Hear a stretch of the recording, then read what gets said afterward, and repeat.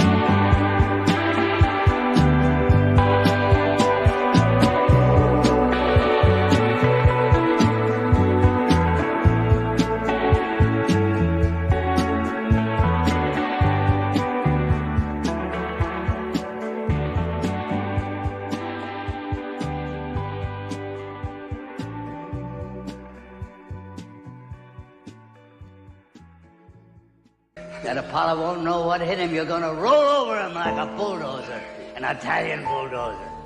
You know, kid, I know how you feel about this fight that's coming up, because I was young once, too. And I tell you something. Well, if you wasn't here, I probably wouldn't be alive today. The fact that you're here and doing as well as you're doing gives me, what do you call it, a motivation, huh? To stay alive. Because I think that people die sometimes when they don't want to live no more.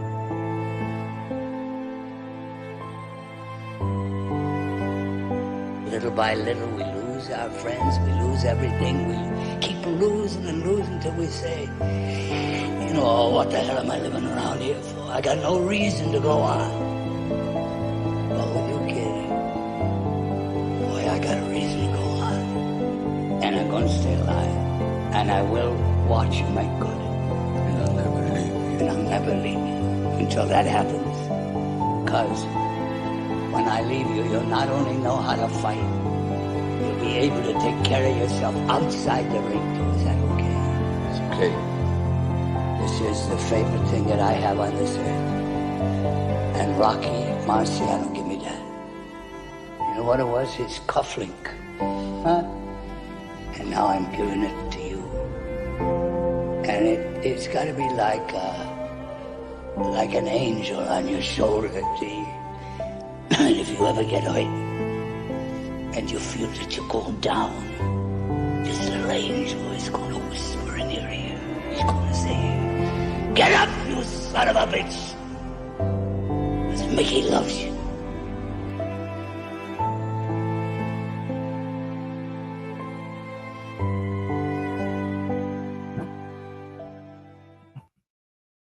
And with an intro like that, well, hello and welcome to another episode of SCTV, the SCTV exclusive for Super Cinema, episode 16, Rocky 4. I need to slow down. So welcome everybody. What's up? I got my Rocky shirt, Rocky 2. That was a nice intro. The rematch. Had all the feels. Yeah, sort of. Yeah, had the feels. So that speech was from Rocky 1. For the Rocky nerds out there. So it sort of sets the stage for it. In terms of, the growth and development of Rocky past the first film as a character, after Mickey's instructions, or like his mentorship, I should say, in the first film. But he's always hanging around, you could say, like the angel that he is. Anyway, this is Rocky 4, so sort of looking forward to this one. Watching it again, it was actually way better than I remember.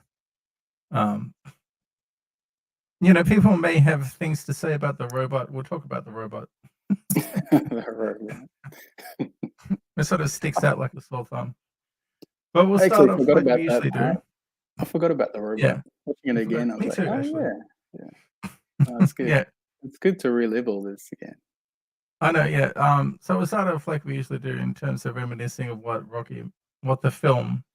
each film actually meant to us as, growing up. Just let me look this way. So for me, Rocky 4 was one of the top movies, like rental movies growing up.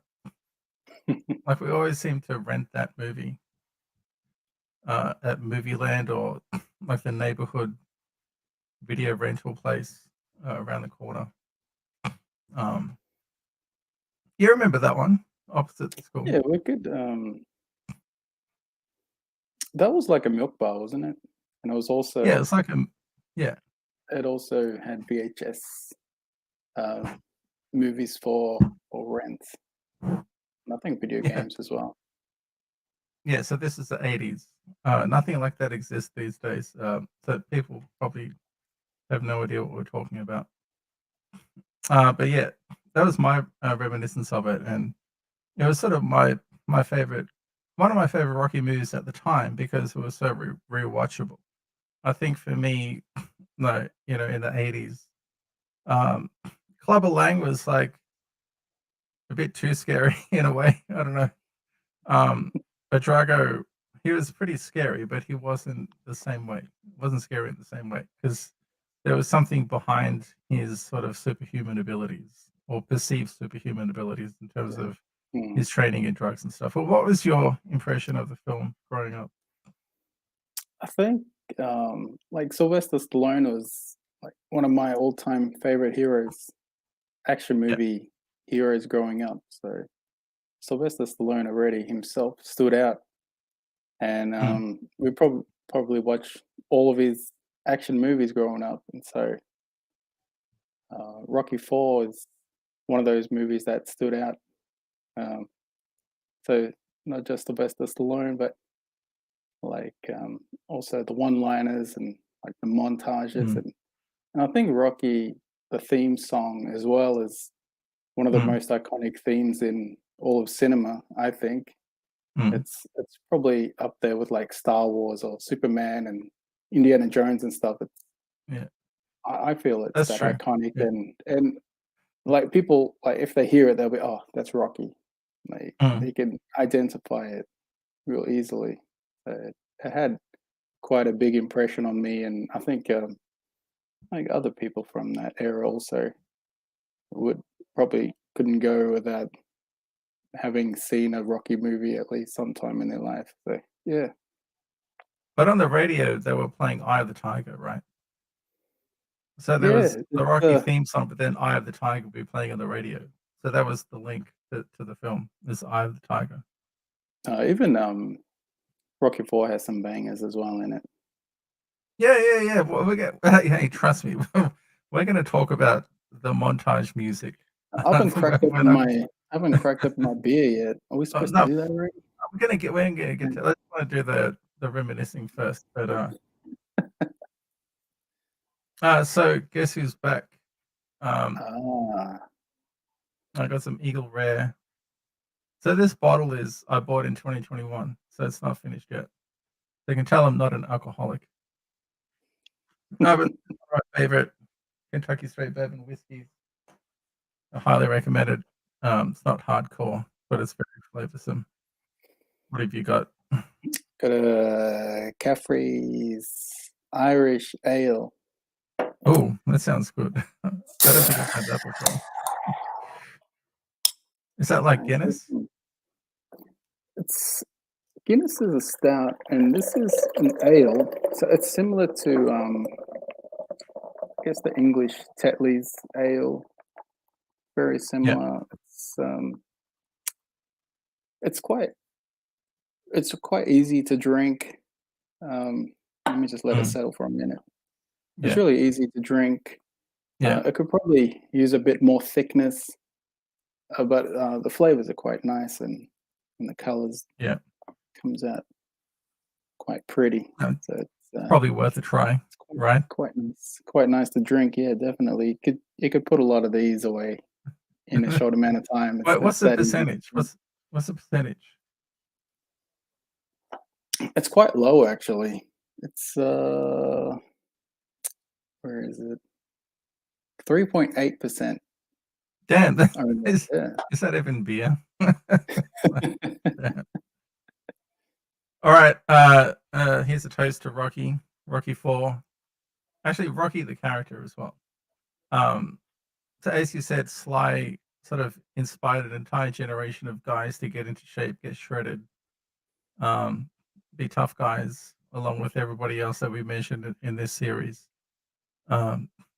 So here's to Rocky. Here's to Silvester Stallone. Cheers. Cheers. Just about there.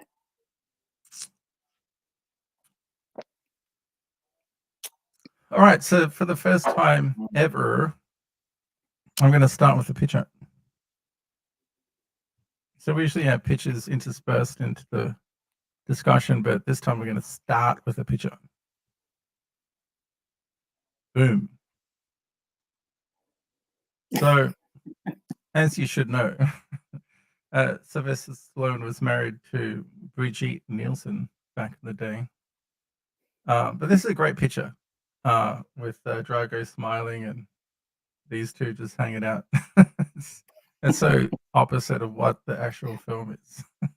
So, and she's wearing, Drago's hat. So it's pretty cool. It's a cool picture, yeah. Pretty interesting historical artifact from the film in terms of their relationship. So that's pretty. I thought I'd bring that up, right off the bat, set the context. So Rocky IV, released in 1985, written and directed by Silvester Stallone, starring Silvester Stallone, Dolph Lundgren, Talia Shier as Adrian, Burt Young as Paulie, and of course Carl Weathers as Apollo Creed. It's sort of interesting watching Carl Weathers' career change over the years. Like, he's got this gray goatee now, and he appears in different movies and TV shows and stuff like Mandalorian. Mandalorian, yeah. Wasn't he in Happy Gilmore as well? Yeah, he's Chubbs in Happy Gilmore. Yeah, he was in the Mandalorian. Like, of all the that's how relevant he's still in the Mandalorian. Still, yeah. So it's interesting seeing his career progress. But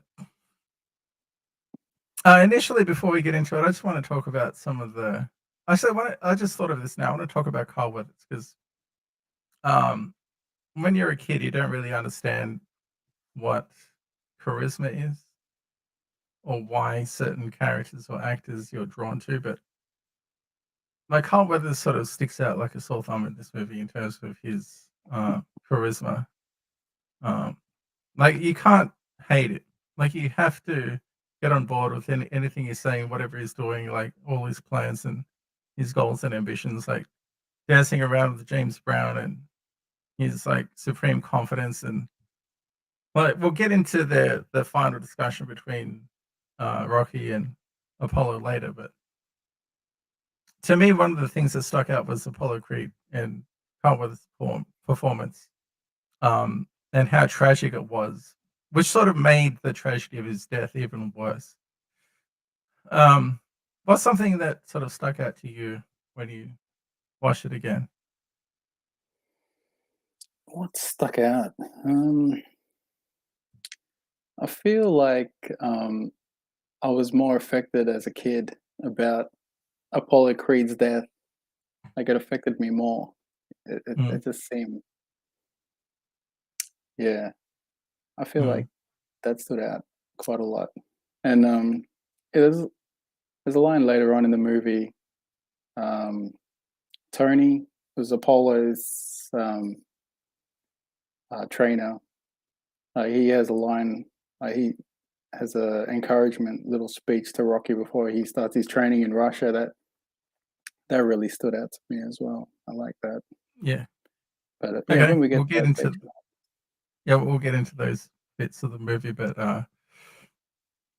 so it starts with the Eye of the Tiger playing in the background. Actually, there was something else that stuck out. There's a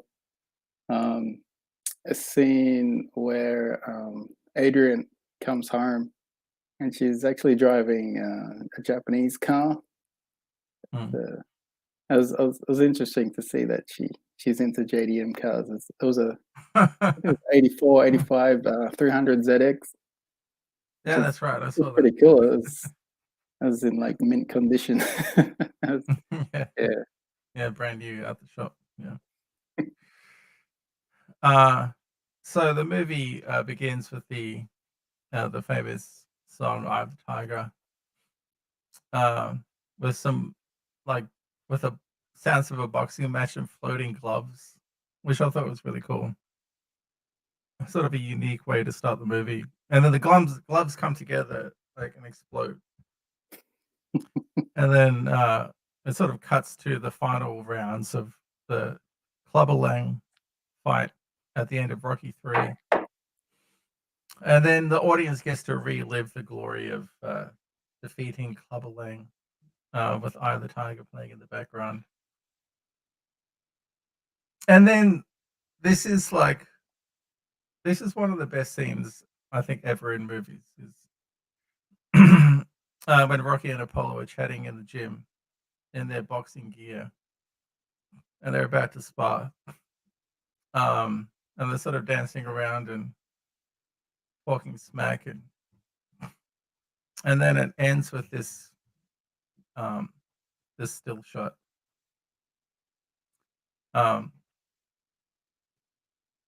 Which is like it's one of those times in movies where it stops just where you want to see what happens next. I remember as a kid I was like shockingly disappointed that we didn't get to see what was going to happen. It's like one of the most exciting like openings to a movie you can have, I think.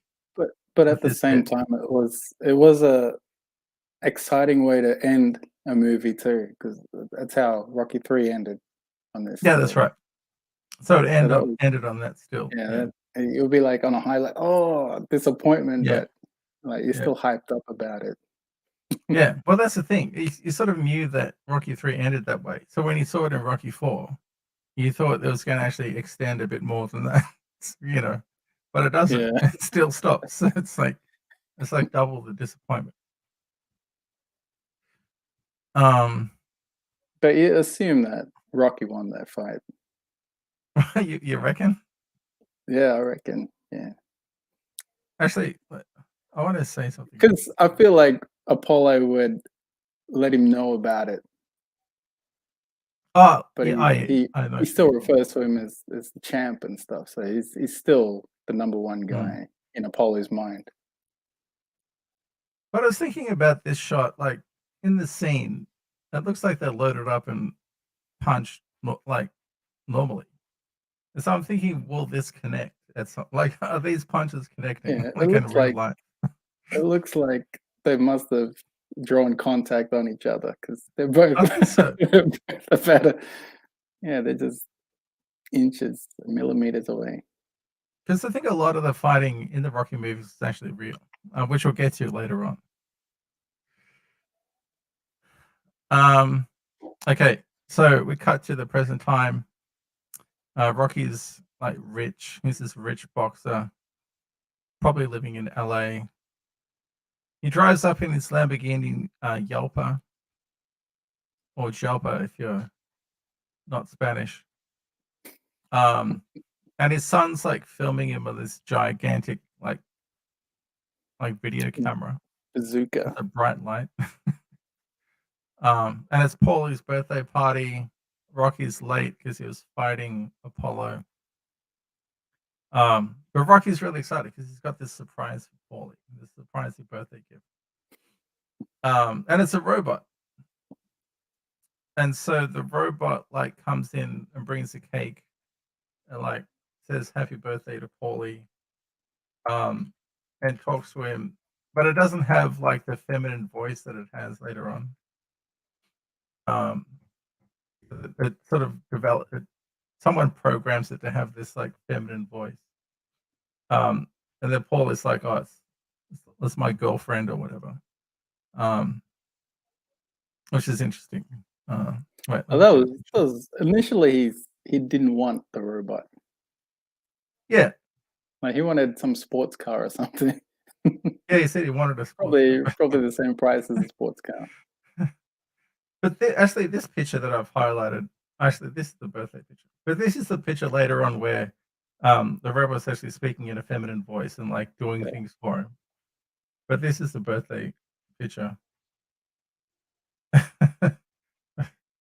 It's like just has a normal robot voice. But did you watch the director's cut version? Because it's I don't saying know. it's saying that it cut out the robot scene in the director's cut. My version was 90 minutes, so I don't know if it was the director's cut. Because the version that I watched, the robot's in it. So yeah, me too. Yeah, not the director's cut, I guess. That's interesting. They kind of. So, how long was the director's cut? I should look into that. I don't know. So Paulie's kind of shocked that he's got a robot, and Paulie's birthday cake has his picture on it. And as he tries to blow out the candles, like Rocky's son, like sprays like canned cream everywhere, and cream like goes everywhere. And then later on that night, Rocky surprised his wife with like a 9th year anniversary birthday cake with them in boxing gloves on the cake, and gives her this gold bracelet. And it's sort of to demonstrate like they're still in love after 9 years, and she'll never get rid of him. I think is the line that he says. And then we cut to an ominous picture of Drago and the arrival of the Soviet Union delegation on U.S. soil. In the movie, whenever we see Drago and his team, there's always like this threatening music in the background. That's he's got his own theme music. Is that theme music? Like a steampunk sound. Yeah, it's like factory. Almost Terminator-like. It's the sound of communism in factories and worker oppression.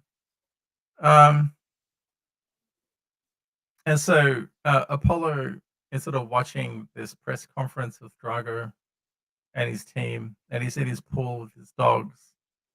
And the Drago's like, I am going to compete as a professional boxer in the United States. This is like an amateur champion back in Russia. And it's supposed to be like this gesture of goodwill between the two nations.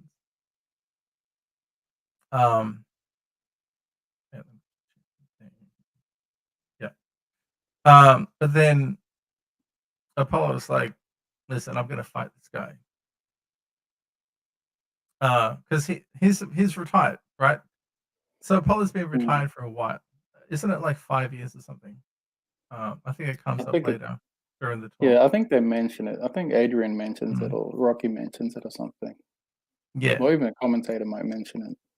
yeah. But it's been a while. Like it wasn't like 2 years ago he fought. I Yeah. think it was I like feel a like good it 5 was years. like when I feel like Rocky retired him. Like that would have been the Yeah, last fight. yeah, exactly. And so a lot, everybody's worried that Apollo's going to go in and fight this guy. But Apollo's like, no, it's just an exhibition fight, and he sort of refuses to give in or accept the fact that he's over the hill. Like he's not the young, energetic boxer that he used to be, 10 years ago, and he's sort of holding on to that, as we'll talk about later on.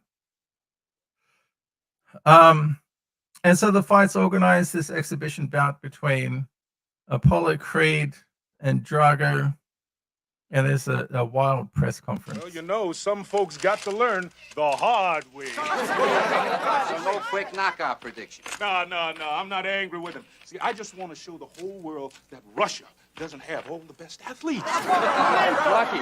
Firstly, I think the first thing you better get Apollo is a ladder. You get that big chump in the ring right now.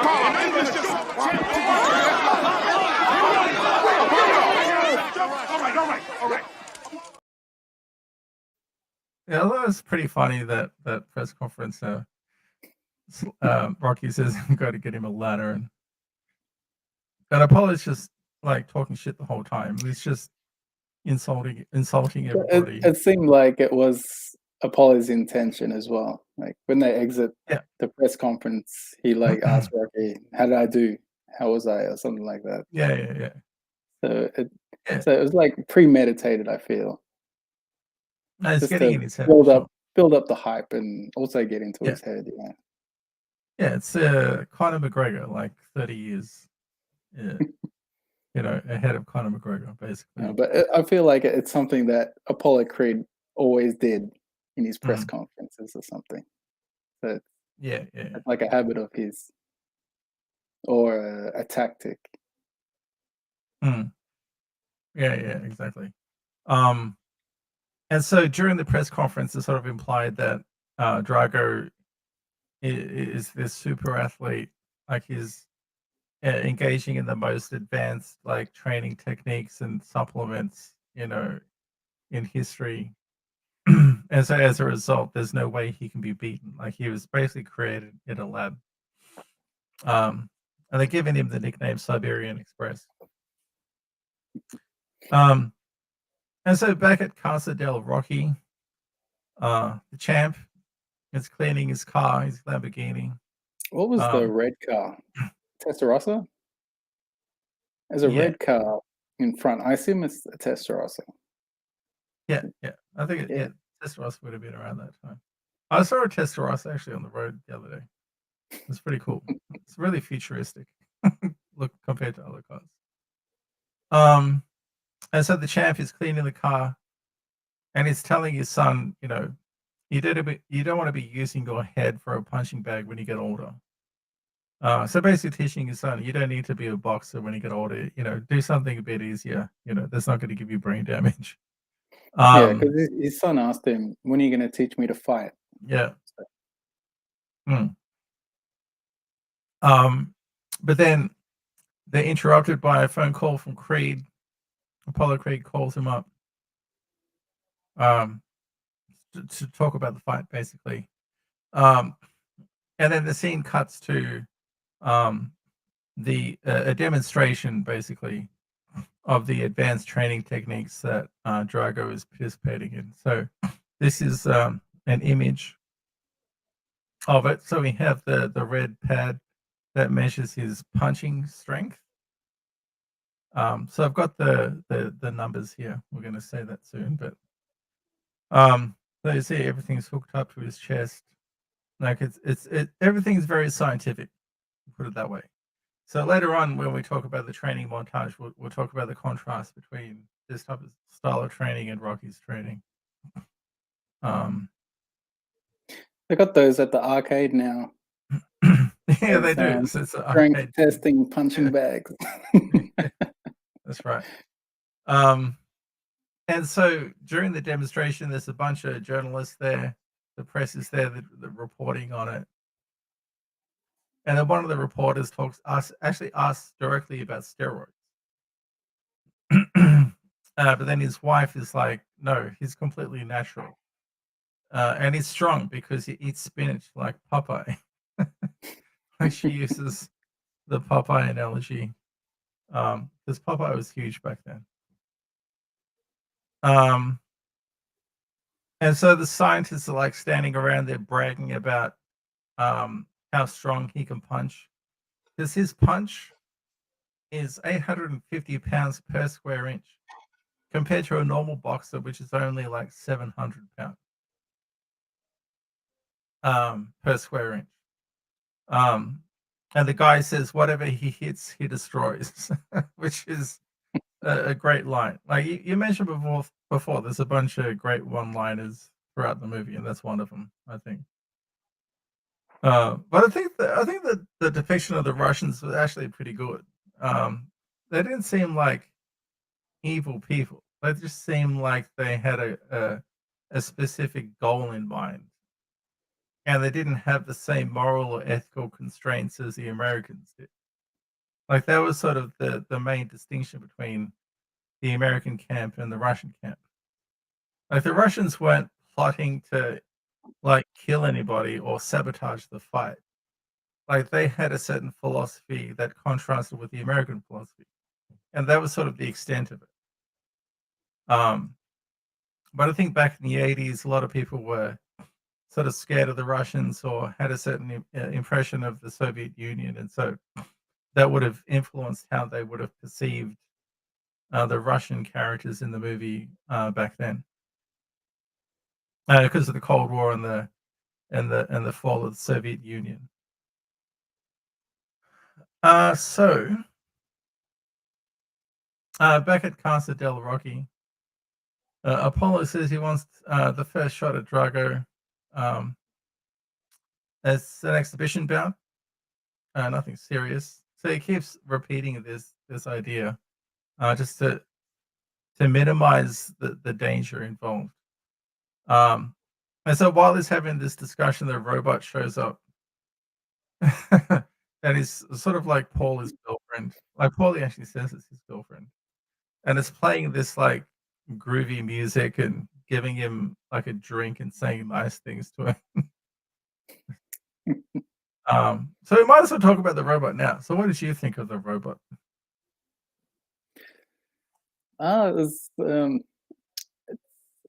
It's funny. It's always hilarious when you see it. And Apollo Creed's reaction, like, what's going on? Like in disbelief, and everyone else is like acting normal. Yeah. But yeah, was that like a real robot, or is it just someone moving it or controlling it and like speaking for it? So I learned about the history of the robot in Rocky IV. So Silvester Stallone met the creator of the robot. So it's actually someone's invention.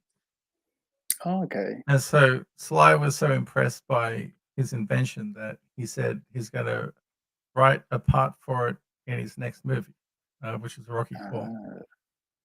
So that's why it's in there. So sort of an indulgence for Sly. Yeah, so that's sort of the history of it. So Adrian's sort of trying to be the logical one, you know. She's trying to calm the testosterone of these guys about participating in this potentially dangerous fight, but you get the impression that Apollo isn't going to back down. He's not that type of person. But I like this next bit where Apollo and Rocky are like sitting on the couch watching their old fight. I thought that was pretty awesome. They're commenting on it. Like that could be like if YouTube existed back then, like that would be a really good YouTube video.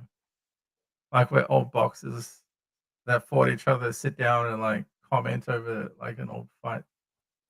Even Um, any sports really, like Magic and Bird, just sitting down watching it, like a oh tape yeah, of that would be them good. going Yeah. back and forth or something. Or How has nobody done this?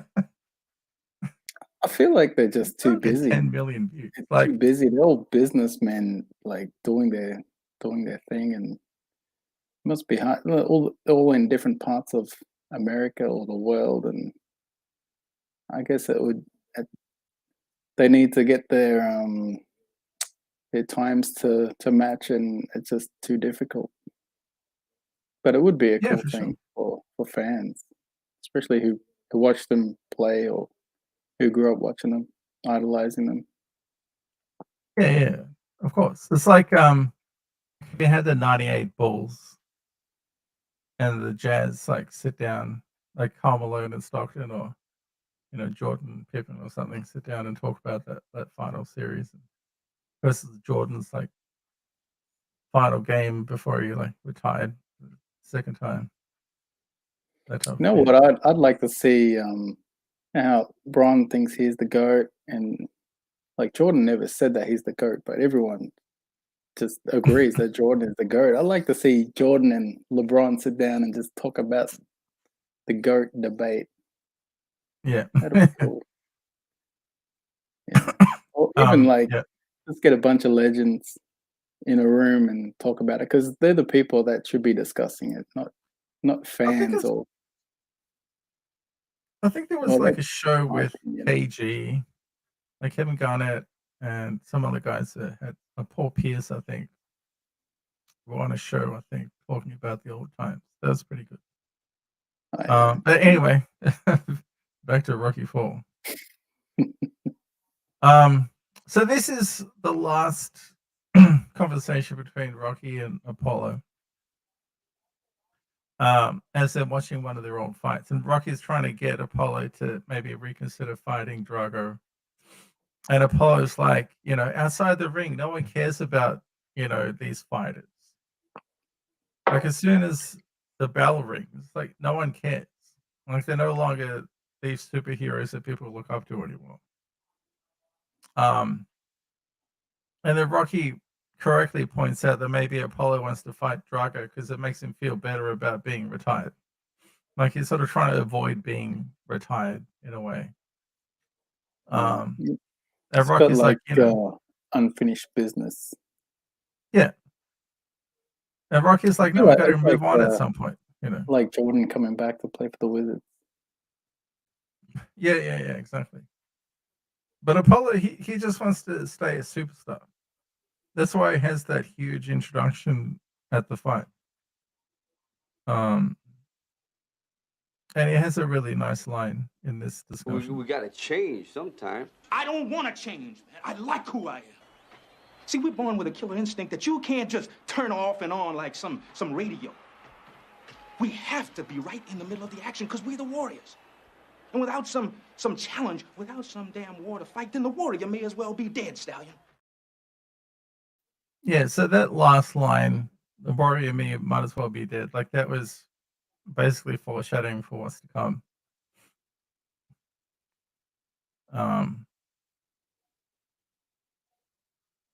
I just realized I played the Apollo and Drago press conference a little bit early. It was the first press conference was just the Russians, and then the second one was with Apollo. That's right. I knew in my head I was doing something a bit dodgy, but I like this idea of the killer instinct. Like the distinction between Rocky and Apollo is that Rocky can move on. Like he's got a family. He understands his position in life as, in terms of his career. But Apollo just can't move on. He can't just stay retired. And it's something that we've heard a lot about from different athletes that we've watched growing up as well, in terms of dealing with this idea of this quiet life compared to this superstar life that they once lived. So it's pretty relatable in a way. And then so we have the Apollo Drago press conference, which I played earlier. I'm not going to play again. But we can go in a bit more depth into the press conference. So, because Apollo just uses it as he's sort of a stand-up comedian in this press conference. He's just roasting Drago the whole time. But Drago's coach, he doesn't back down. Drago's coach is like, Apollo's too old to win. It's like over the hill, and he calls him a has-been, which is really insulting based on what we just said about Apollo's attitude as an athlete, as a superstar athlete. And so we saw at the end that they sort of stand up, and then Drago like pushes Apollo, which is like the perfect ending to the press conference scene. And then we cut to the fight night in Vegas. So this is a very elaborate setup to the fight, a very elaborate introduction to the fight, where we have this spectacular lights and animatronics and moving parts, probably fireworks and Performance, dances, everything. And this gigantic like bull head that like transforms, which is weird, like this gold bull head. And so they're sort of in the dressing room. Rocky is like taping up Apollo's knuckles in the dressing room. And it's in this scene that Rocky is like, it's been 5 years since your last fight. Maybe you should reconsider. So even on fight night, Rocky's trying to talk sense into this guy. And Rocky's like, listen, we can postpone the fight for a couple of weeks, get you into some proper shape, because it hasn't been a long time. It's been a while since you've actually been in fighting shape. But Apollo's like, no, it's just an exhibition. Like, it's okay. Like, it's not a big deal. But you can tell that he doesn't believe what he's saying. Like, Apollo doesn't believe it's just an exhibition bout. Otherwise, he wouldn't be acting the way he is. Like, he still has a chip on his shoulder, even though he's this old former champion. And so we cut to Drago's like just waiting in the tunnel. Like, he's just covered in sweat. It's like half in light, half in shadow. I thought it was a really cool scene. And so then we cut to the actual event itself, like the James Brown bit. Or just before the James Brown bit, actually, Drago's wife introduces herself to Apollo's wife. And she's like, I hope for a clean fight, because they're not soldiers on a battlefield, which I thought was interesting. I thought it was funny how Drago's in the ring. He's like first in the ring and he's waiting. And then it's like this performance happens while he's in the ring, and he's kind of surprised. Yeah. At what's going on around him. Which is a nice take. Yeah, I saw something about that as well. So when the roof like opens up and Drago's in the ring, like Dolph Lundgren actually momentarily forgot that he was supposed to be in character. And so when he's looking up at the roof opening, he's like, his mouth opens and he looks in disbelief. And that was out of character, but they kept it in anyway. So if you look at it, if you look at his face, you can see that, he's a bit different his facial expression is different to what you expect from Drago, which I thought was pretty interesting. Yeah, he's always got this serious look on his face. Yeah. And so now we have James Brown.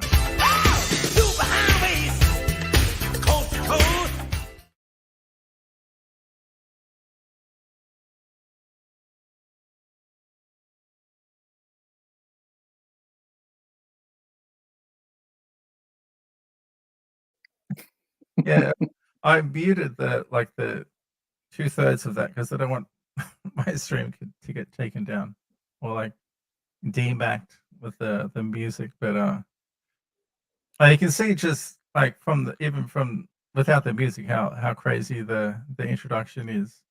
How like Drago's in the ring, he like turns around, he sees Apollo in front of the bull's head, like dancing around. Like Apollo like points at him. Like it's pretty funny. But yeah, so we can talk about this scene. I thought it was really cool, really unexpected to have It's one of this. the Like, most memorable scenes of the movie as well. yeah, and it's like a whole song with James Brown performing, like he would actually perform on stage. Like it's unbelievable that they would just put this randomly in a movie. Like who thinks of that? Maybe But it was it's a like common this. thing with boxing matches back in the day.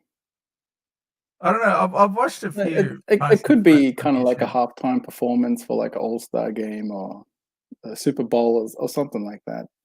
Like if it's like That's true. something big for some big um, competitive sports event or something, it could they would get some A-tier musicians. Yeah, exactly. Now that you mention it, it does seem like a Super Bowl halftime show, but like 20 years ahead. Yeah, that's interesting you said that.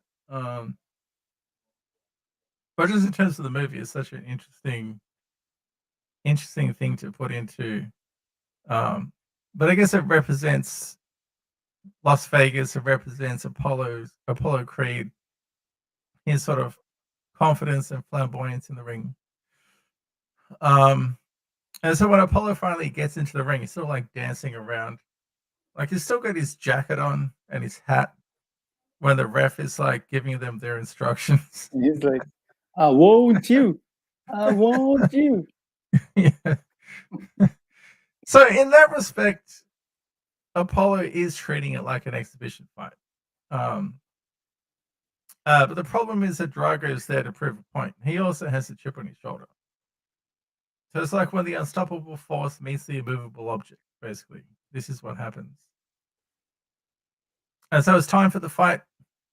You will lose. So yeah, you will lose. And the Rock is introduced to the crowd, and the crowd goes crazy. Oh, and then when they're introducing Apollo, he has like 100 different names. Like here's all these different nicknames. And Drago like gets booed when he gets introduced. Oh yeah, and you mentioned that you will lose bit because Apollo like tries to knock his gloves, but then Drago's gloves doesn't move.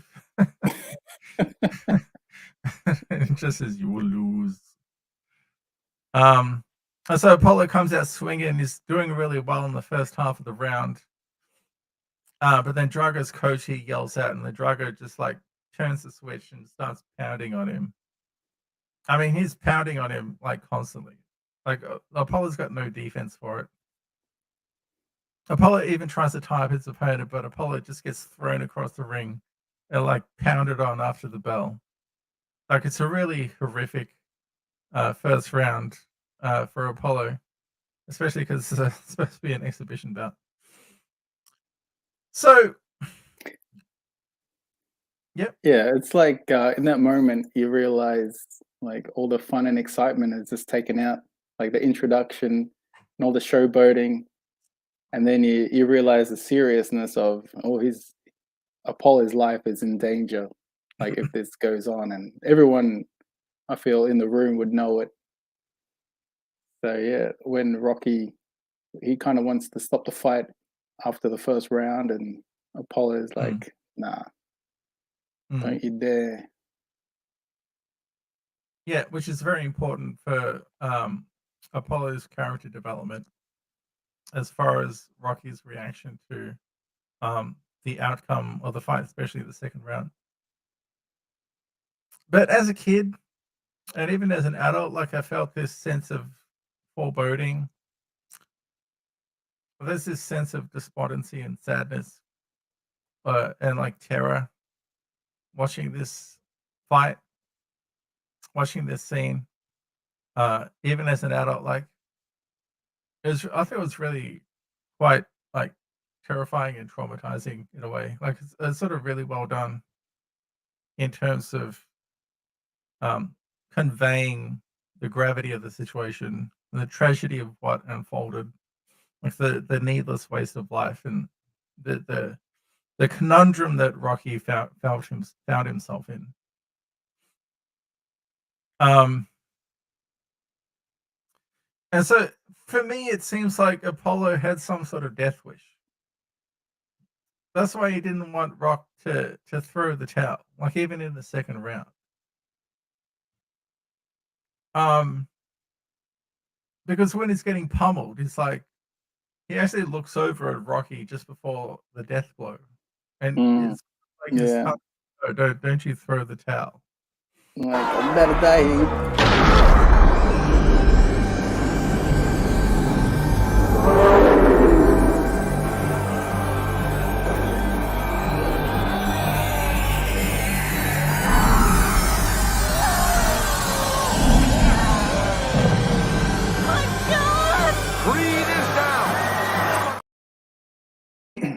Yeah. So on the one hand, He dies. yeah, That was uncalled for. That, like, the guy's on the floor in the ring, dying. Yeah. And that was, made me like hate Drago passionately in that moment.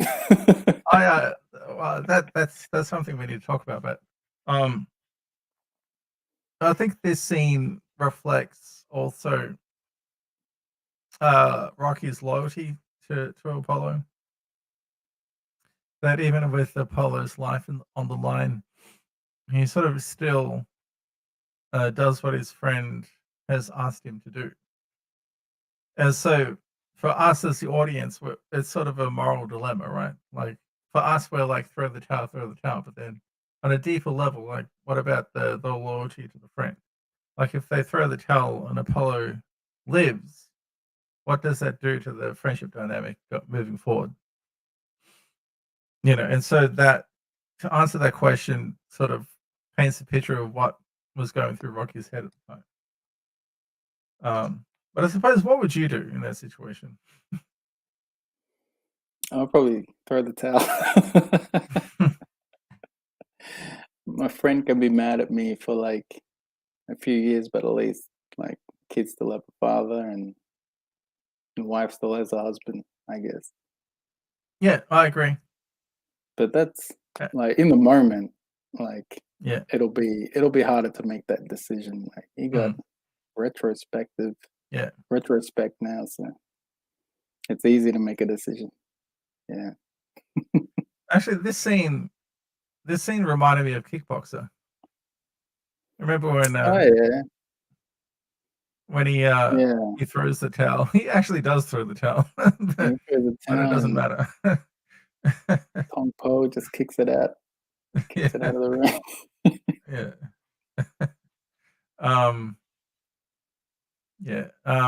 And so as you said, like there's pandemonium in the ring. Like Drago's getting interviewed. He's like, if he dies, he dies.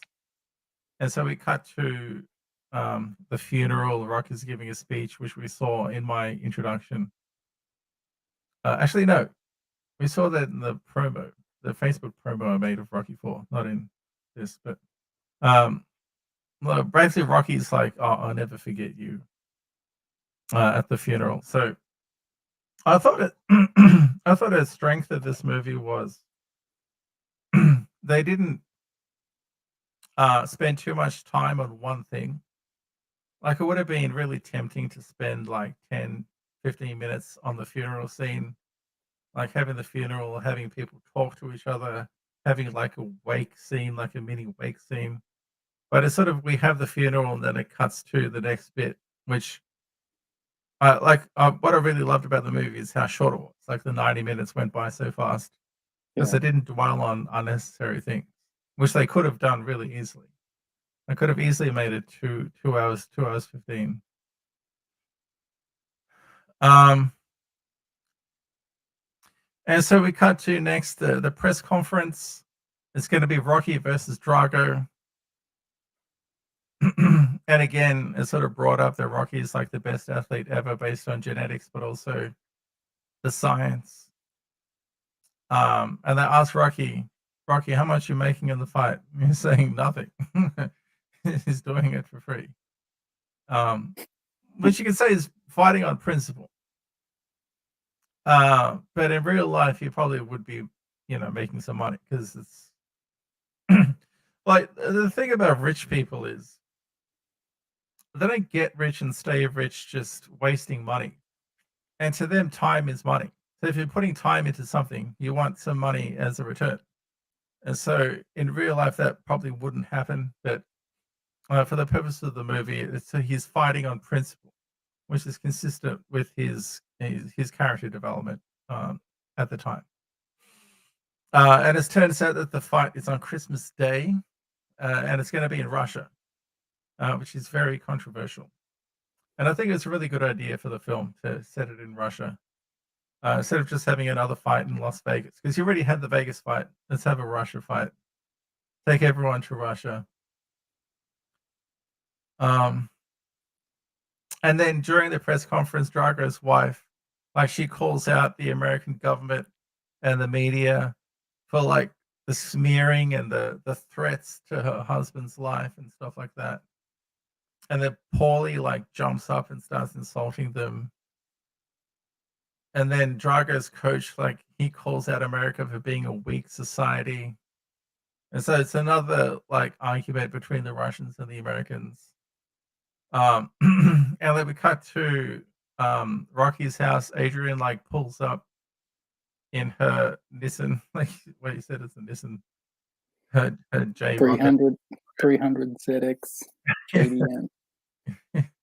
And she's being hounded by the press, and she's like, "Why not go to Russia?" And then later that night, Rocky shows up, and they have this conversation on the stairs, and she's like, "You can't win." So she's super upset with the arrangement of this fight, being in Russia and stuff. And so it's actually, this discussion was interesting because it was the flip side of the previous discussion between Apollo and Rocky. This time Rocky's on the other side. This time Rocky is saying, no, we're warriors. We can't just give up and stop fighting. Whereas he was on Adrian's side before. So it's interesting sort of change in attitude that Rocky had after Apollo's death in that discussion. I liked how Adrian said, "You're gonna lose," and then Rocky's reaction was, "Adrian always tells the truth." I thought that was interesting. Yeah, and it's easy to criticize Adrian or take her comments at face value, you're going to lose, but lose could encompass many different things, right? It might not just be the fight. It could be he might lose his reputation, he might lose his family, he might lose other things in his life that he's built up by this point. I feel like Adrian may not have meant it. It could have just been an emotional thing where she's just fearing for him, and Apollo just died. But I feel like from Rocky's reaction, where he says Adrian always tells the truth, and he was being serious and he wasn't getting emotional or anything. Yeah, I feel like he knows that he can already win in that situation. He's the champion, and he thinks that he can win, and she's just a bit upset and emotional in that situation. Yeah, just thinking exactly. back, I think there's a lot of emotional moments in that moment. So there's a lot of complexity and depth to what was going on. So, which is why this movie has so much depth. It's not just everything on face value or the obvious. And guess what? There's no easy way out for Rocky. There's no shortcut home. And so we get the first montage. Flashback drive montage. We get the flashback drive montage.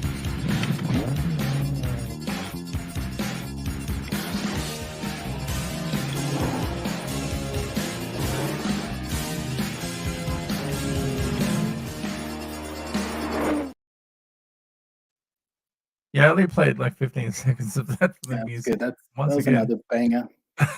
yeah, that's a really good song, as you mentioned. Really cool montage. Again, very similar to another Van Damme movie, right? In terms of the flashbacks and stuff. Bloodsport. Yeah, Bloodsport and even Kickboxer as well. Yeah, Was there a song when he was doing that soul searching? I think that there must have been a song. It was a montage, but yeah. it's having There has flashbacks. to He's be. wondering, yeah. This has to be a song. And But it that's sort what of makes it a reminded me of montage. yeah. You It can't reminds have a me montage without a song. because the Bloodsport one, he sees Bolo in the window of the bus. Ah, yeah. That sort of reminds me of the flashes of Drago in the background. So it's sort of interesting similarities between this Van Damme movies and this movie. In terms of, especially in terms of like the warrior journey, the hero's journey. Just interesting distinction based on the series that we've done, the discussions we've had on those Van Damme movies. And so he goes out, he has a bit of a drive to clear his head, have a think. And we cut to the next day. Paul is like helping him load his luggage in the car. And his robot girlfriend's there saying, "Don't forget to take your toothbrush." And so, but Rocky's upstairs with his son. They're talking about this idea of fear. They're talking about fear. And he's basically trying to impart to his son the eye of the tiger. Like, you need to have the eye of the tiger growing up. You can't just like give in to fear, which is a really important lesson within the film, the context of the film overall. Like doing the hard things, not just the easy things, because that's where the rewards are. And as Rocky gets in the limo, we see Adrian like in the window. She doesn't even like come down to say goodbye. I feel like Rocky does have a few moments where he has this champion boxing IQ where he'll say something that's got like this intelligence behind it, or this deep thought that Yeah. only like a person of his caliber or or his level can like think so deeply about, or that They can relate to. yeah, that's right. And there's like a few moments in the movie where you feel like he's bringing that out and like giving some advice or speaking on what he's thinking. And like you feel like he's tapping into that sometimes throughout the movie. I noticed. Yeah. Yeah, I mean, he probably understood what Apollo was saying in terms of the warrior spirit, which is why he sort of brought it up later on. But in terms of his duty to avenge his friend, like there's something no one can understand except him. Like literally, no one can understand what that responsibility must feel like for him in that position. Because in a way, he sort of is obligated to avenge his friend in some sort of honorable capacity. Whether or not that's actually feasible or a good idea is a different discussion. But just on the case of honor, and as a way to avenge the fallen, he has a certain responsibility in that regard.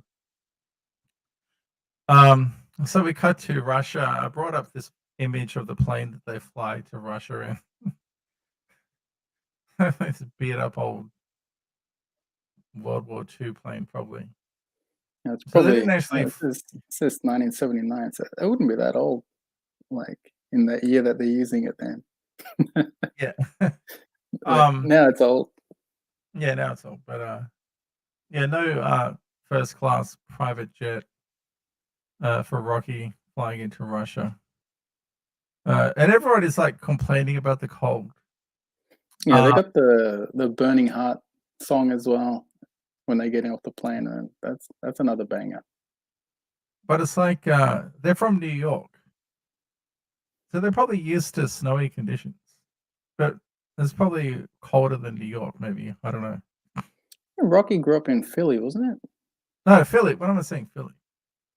Yeah, That was it's a cold in Philly as ridiculous well. thing to say. It's Philadelphia. They got the bloody Rocky statue in Philly. They got the stairs that he ran up.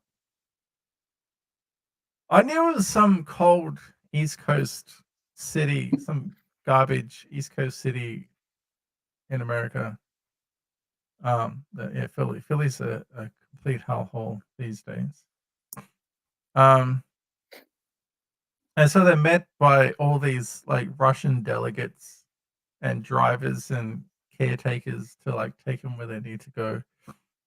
But this scene is set up with all these soldiers like standing around in the snow, like looking really grim and threatening with their like automatic weapons and like machine guns and rifles and stuff. It's like just as a distinction between the freedoms of America and the Soviet state of Russia at the time.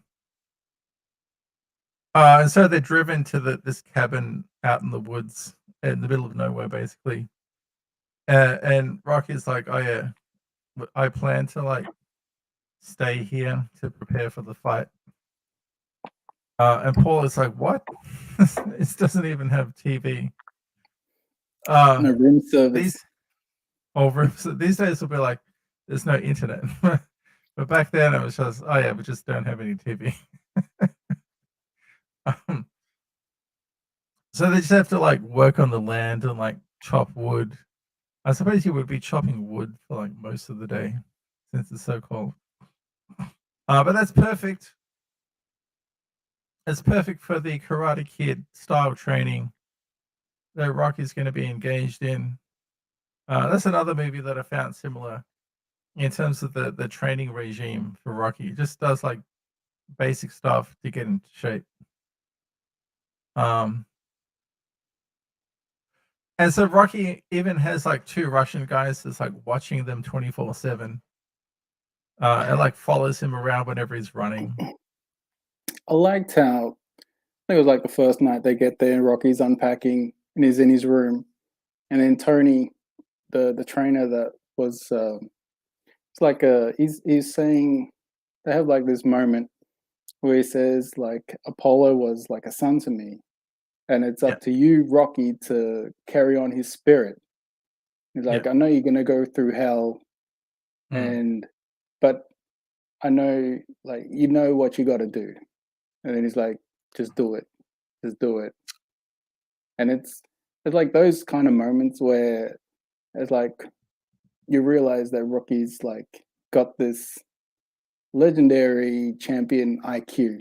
I don't know what to call it, but it's like these moments where you just know that he's like thinking beyond what everyone else is thinking. Like everyone thinks that his life could be in danger or like Drago's beyond his ability, but like you just know that Rocky's got this, and he wouldn't put his life in danger or risk the chance that his son will grow up without a father or his wife without a husband. But you kind of notice these like scenes where it's like, he's the champ. Well, that's why this movie is so good. There's so much depth to the characters, and it's related to what I was saying before about the warrior code, like this honor code that is his responsibility to avenge his friend, and sort of the samurai code perhaps as well. And so Apollo's trainer sort of tapped into that, like he understands that and mentions that, so the audience is fully comprehends like this is why Rocky's actually doing what he's doing. Like there's a deeper meaning to what he's doing, a certain sense of responsibility that he has that he can't run away from. So in a way, like the running montages is him, like it could have been him running away from his responsibility, but in this case it's running towards what he has to do in the future, even though it's going to be really painful.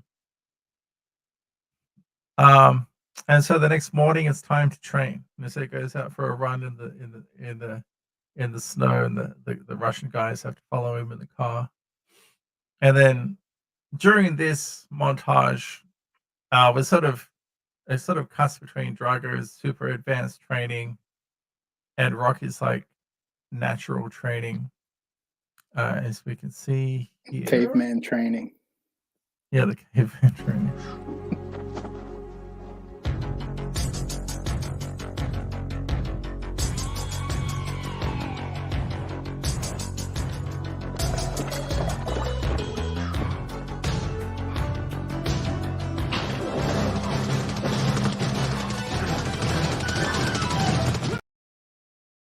Yeah, it's just the instrumental that time for the training montage, like that sort of 80s style. Yeah. But yeah, by the way, like all the 80s music, it doesn't sound old-fashioned or daggy or lame. Like it sounds like exactly what needs to be played at that moment. Like I don't think this I feel movie like is it brings that extra element, adds a bit of emotion to it as well. yeah. It's relevant to what's going on. It's not trying to be cool. So like I said, Rocky's basically just doing Karate Kid training. He's just doing like regular stuff around the cabin, like chopping wood, doing like pull-ups on the beams on the ceiling and stuff like that. Pulling a sled with Paulie in it. I was doing like exercises with axes and like wheelbarrows and stuff. And meanwhile, Drago's like knocking out his sparring partners, like Mike Tyson. Rocky's like getting a bigger beard. So the passive time is marked with Rocky's like growing out his beard, basically. How much time do you think passed? That's an interesting question. I feel like it's maybe 3 weeks to a month maximum. I would say a minimum 1 month, minimum, if not. Okay. So 30, 40. Yeah, I'll probably say between 40 and 50 days at least. Just to I've get gone into based that on kind of shape. how I grow my beard. Like maybe about 3 or 4 weeks to get like Rocky's beard. I was thinking of Andrew Tate because he just got out of jail, and so He doesn't look the same. He's got he hair had now. he had a short beard, and I'm looking at his beard now, like after like 3 months. So that's what I'm sort of basing it on. Oh, really? Then he wouldn't be training for like 3 months. Like that's a bit too long. I think No, I don't think so. what you I said, feel like 3 weeks. he's to, already like, in decent shape, and to get into fight shape, I feel like it was at least another month. yeah, I think at least a he- month because fight shape and good shape is a very, very. There's a big gap between fight shape and decent shape, especially against Drago. But we'll get into like being in shape later on when the fight starts because I've got some thoughts on that later. And so the montage is really cleverly done because the montage starts with him going for a run, then it ends with him coming back from the run with a giant beard and all the training's done, and then his wife is there. Adrian's there, like in the snow, waiting for him, which is pretty cool. And so Adrian's just like, "Listen, I missed you," and she's with Rocky no matter what. And so she's sort of come around to the fact that she should be there instead of like just staying at home, not supporting it. Yeah, and it And shows so we that get it. Yep. she trusts his decision and his actions, that he's doing what's best for the situation, and He's doing what he needs to be. He's doing what he needs to do as a man. Basically, is what it comes down to. even if it's painful or there's risk associated with it. We don't just get one training montage; we get 2 training montages, back to back, back to back. Is And it you the know Hearts what on Fire song? one? Hearts on "Hearts on Fire? Fire" by John Cafferty. Wait, I forgot to say this before. So the previous song we talked about was "No Easy Way Out" by Robert Tepper. This is "Hearts on Fire" by John Cafferty. In Oh, case we you want to we look it up. mentioned Burning Heart as well. That's by Survivor. Yeah. As a Survivor, really. That's interesting. I've actually heard of Survivor. Unlike these other guys. And so this second training montage is even more intense than the first one. And so we're getting some really interesting abdominal work and like pressing exercises from Rocky and Drago. And so Rocky does like the Bruce Lee. Wait, let me bring this up. I like flying everywhere. Wait. So Rocky's doing like the Bruce Lee abs. Wait, let me bring this up. The dragon flag. Made famous by the dragon flag. That's what it's the official name is, the dragon flag. So I mentioned at the very, very start of the stream that guys like Rocky Stallone, so Rocky is Stallone, Rocky, Van Damme, Schwarzenegger, like they inspired a whole generation of guys to get shredded, like in shape. Bruce Lee, of course. But yeah, he was doing like the dragon abs. That's always cool to see. And so it's like just using regular farm equipment to like do weight training and stuff.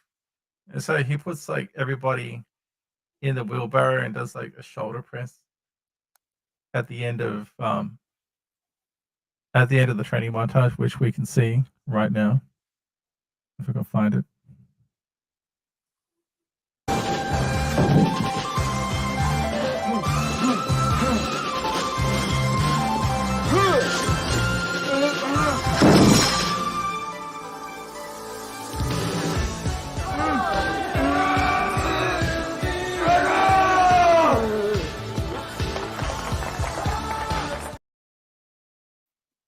Yeah, so we get a little snippet of Hearts on Fire, great song, and the steroids. Drago's taking Hearts on Fire. steroids. Just not COVID, not vaccine, and Hearts on Fire.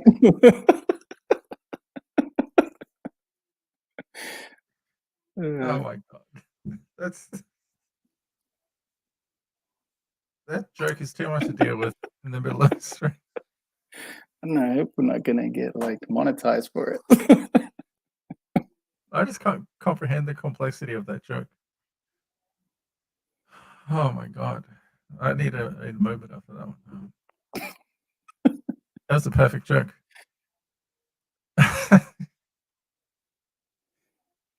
No, Yeah, that's why he lost. Like He got it's getting jabbed. That's all. He lost because he got myocarditis. That's why. Or pericarditis. He had a blood clot in the middle of the fight.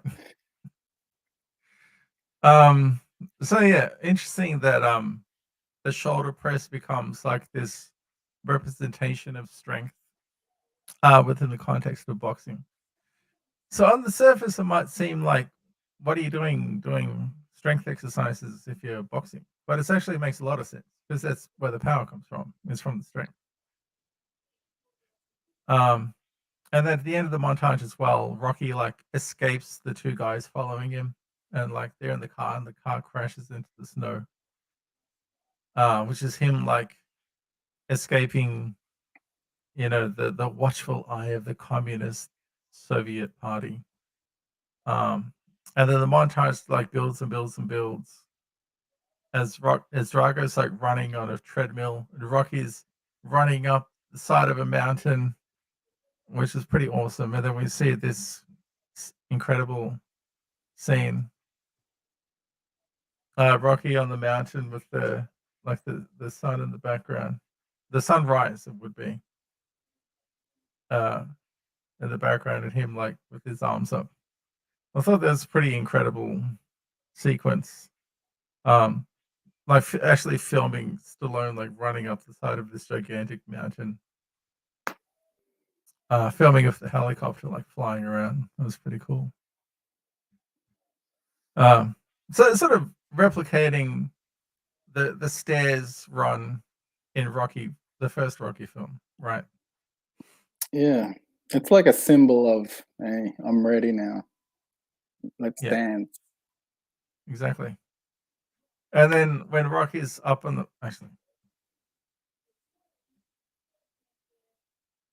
and then when Rocky's up on the mountain, he's like screaming Drago's name over and over again. Again, really, really awesome moment in the movie. Okay, so it's fight night in Moscow, fight night in Russia. And Drago's been given the nickname Death from Above. So that's his Russian nickname, Death from Above, which is pretty cruel. It's a really morbid joke if you're American. And the entire crowd's like cheering for Drago. There's like Russian, like Soviet era, like artwork and monuments in the stadium. And the government's there, like all the politicians and the president's there. And Paul is like, when Rocky comes out of the dressing room, Paul is like blubbering. He's like, oh, Rocky, I really appreciate you and stuff like that. Almost like he's never going to see Rocky again or something. So he's getting really emotional as Rocky goes out to fight because of what happened to Apollo, probably.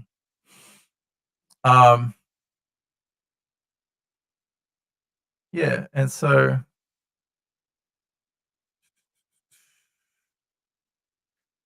yeah, that's what I wrote.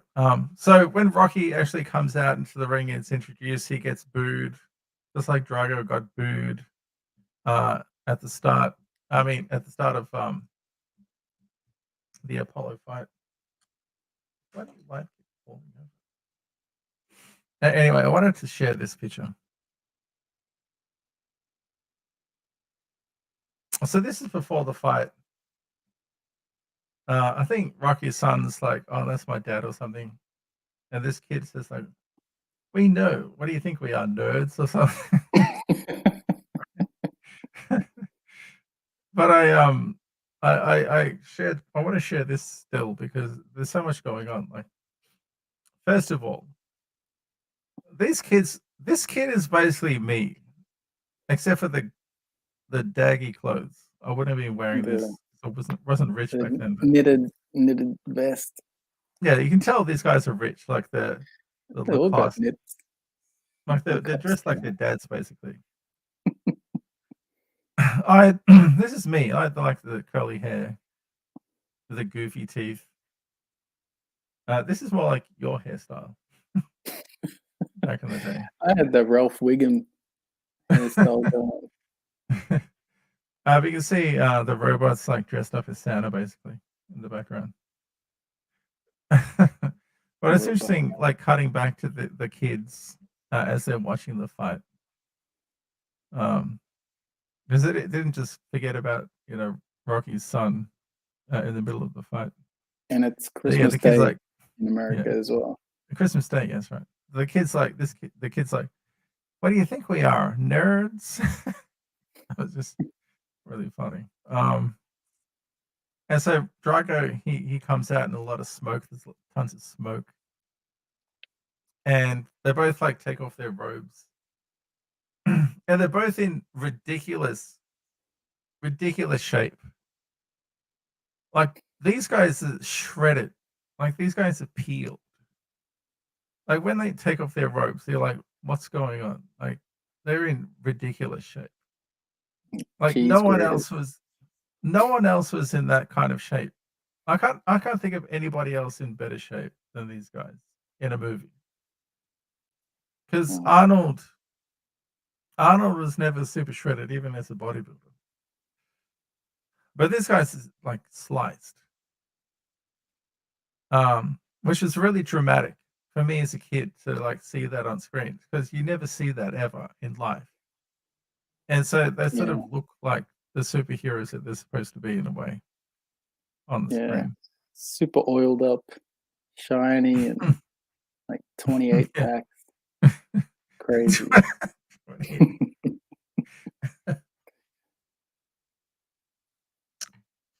But yeah, it sort of lived up to the hype, I suppose, in terms of they look the part, you know, as world champion fighters.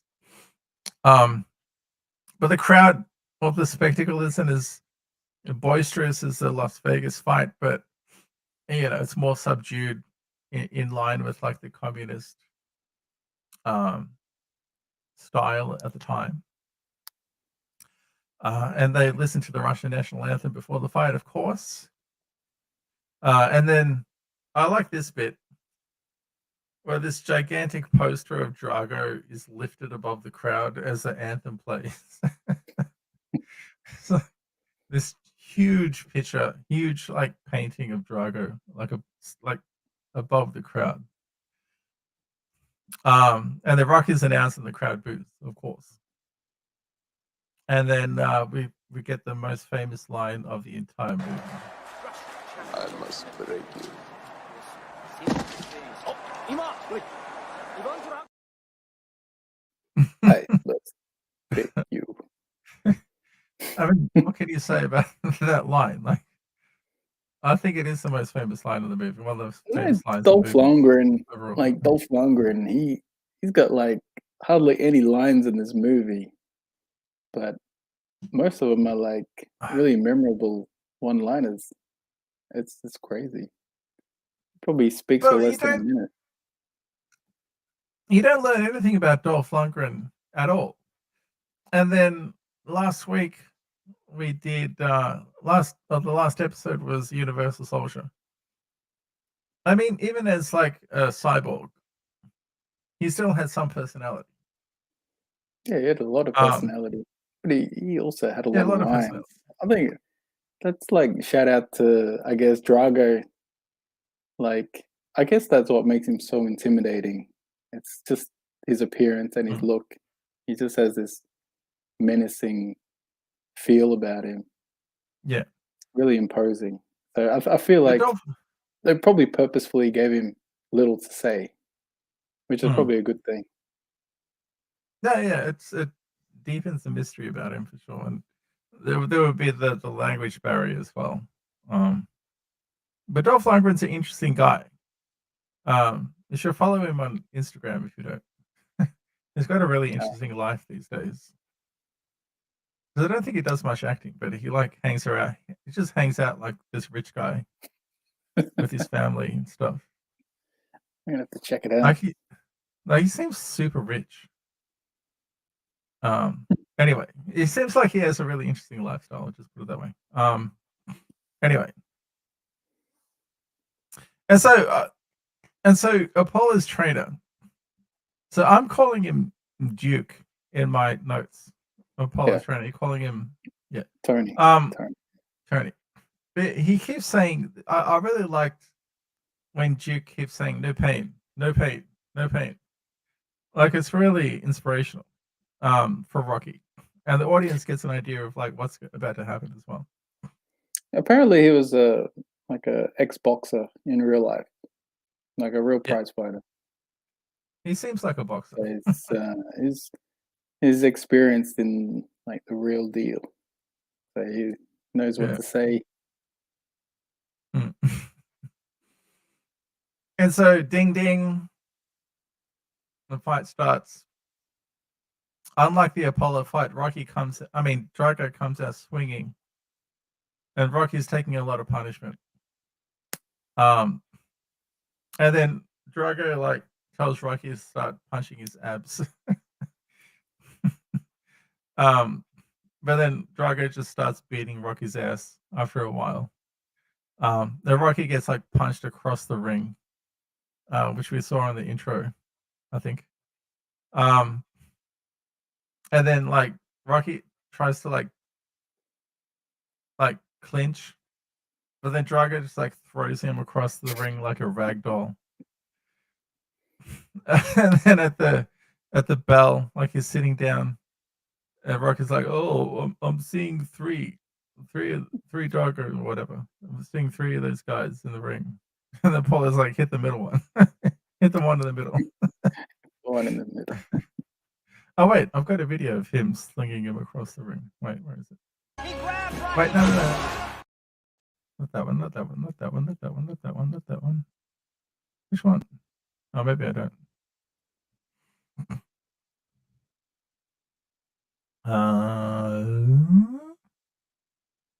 I thought I had it. Maybe I don't. But Rocky's getting beat. He's getting beat in the corner in the second round.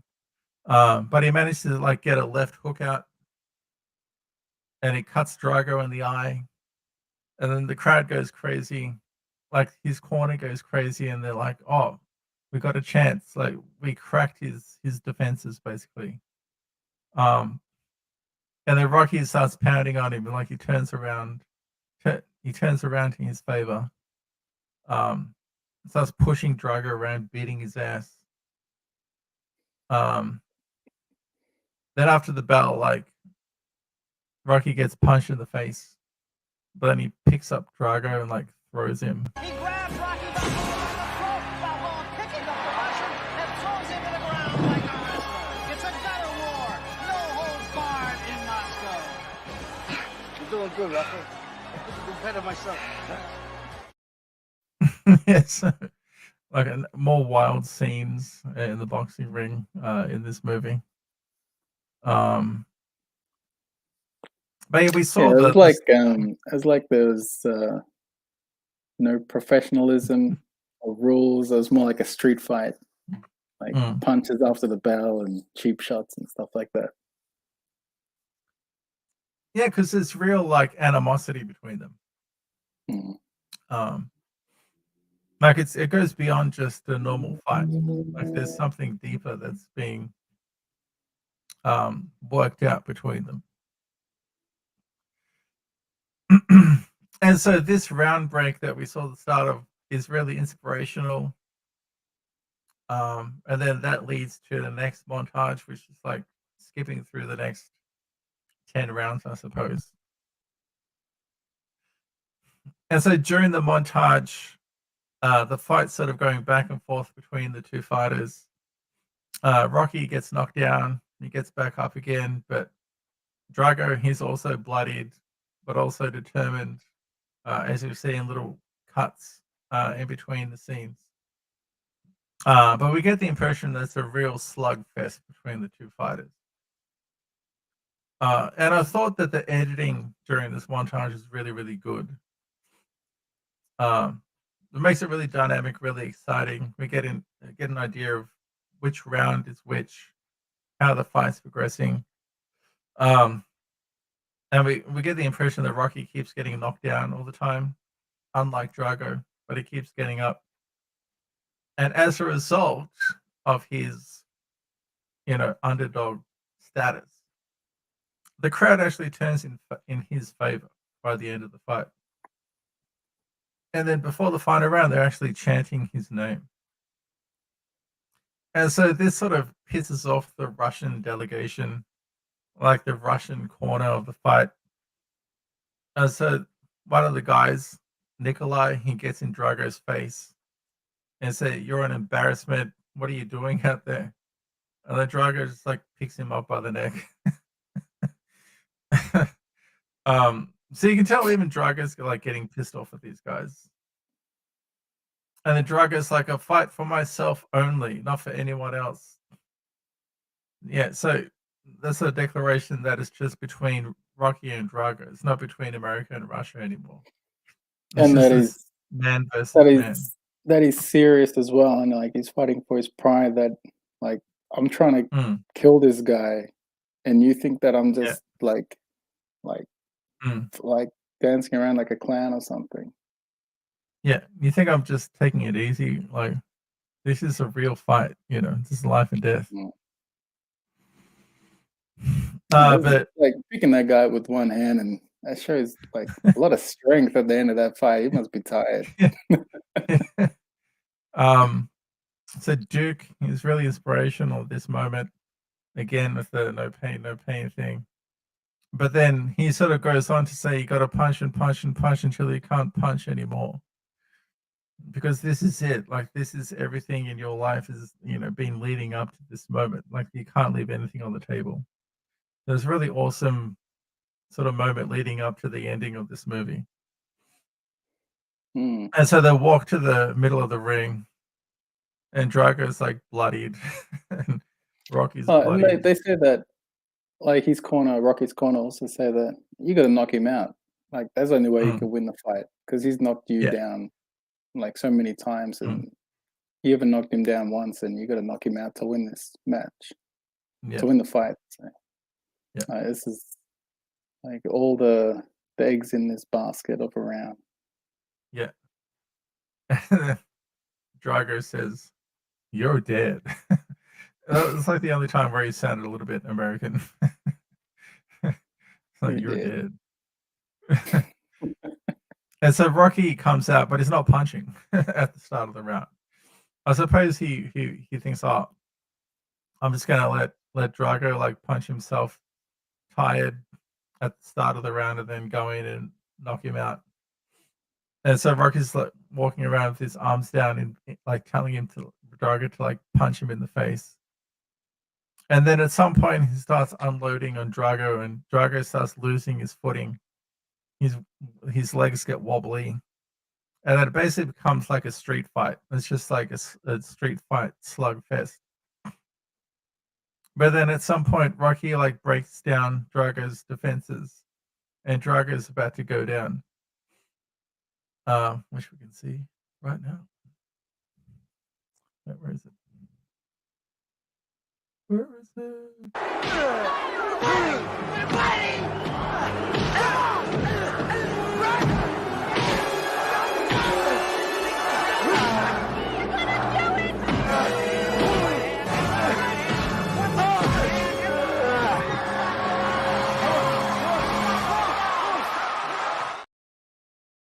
So that interesting contrast between you're not going to win to you're going to do it, at the end. I think this movie does a really great job of presenting like contrasts and evolutions between characters or moments within the film. So I thought that was interesting. But you also notice how the music changes with every punch as we're leading up to the end. So I thought everything was really well done leading up to the end of the fight. How he finally knocks down Drago. It was really cool. And then everyone goes crazy. The crowd goes wild. Rocky gets draped in the American flag. And even like the Russian politicians, like they have to like give him some grudging respect. Like the guy stands up and like claps, in Rocky's direction. So in a way, Rocky's tenacity and doggedness sort of turns the hearts of the Russians.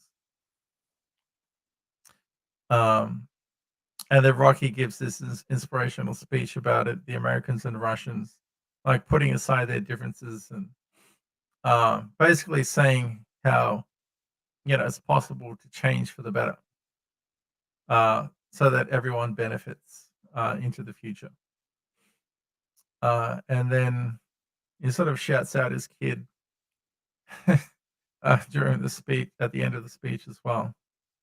He said, who should be asleep in bed, but we know that his kid's watching at home. And then the credits roll, and Hearts on Fire plays over the credits, which is a good. Now I'm just gonna think about the backs every time there's Hearts on Fire. But yeah, that's it. The end. And so, like I said before, really tight 90 minutes for this movie. super enjoyable in 2023 to watch Rocky 4. I feel like it was the fastest watch and notes I've ever taken in the series so far. I felt like I didn't do any work at all, like annotating the movie or watching it. Just really interesting looking back. So I think this and like Lethal Weapon were two of the more surprising and more pleasant surprises that I've had in the series so far. So what's your final thoughts? Oh, yeah, I agree. It was a bit of a roller coaster ride of a story. It's pretty quick movie, 1.5 hours, goes pretty quick, and get to watch Stallone in his most iconic role, I'd say, as Rocky, more than Rambo. And Yeah. if you like 80s action, where all punches land and everyone can take a hit, then yeah, this is definitely great entertainment worth Yeah, checking out. everyone can take a hit without dying. Oh wait, no, they can't. No, but like it's like 99% of punches land. Like, there's not Oh, yeah, there's yeah, not many like fresh air swings. Like it's gonna land, and he's just gonna take the hits. That's what I like about the Rocky movies, and especially I feel like we appreciated it more growing up. Yeah, Like that kind of action. for sure. But I should mention this bit of trivia before we wrap up. So Rocky, I actually should say Silvester Stallone almost died during the filming of the final bout because him and Dolph Lundgren agreed to punch each other for real.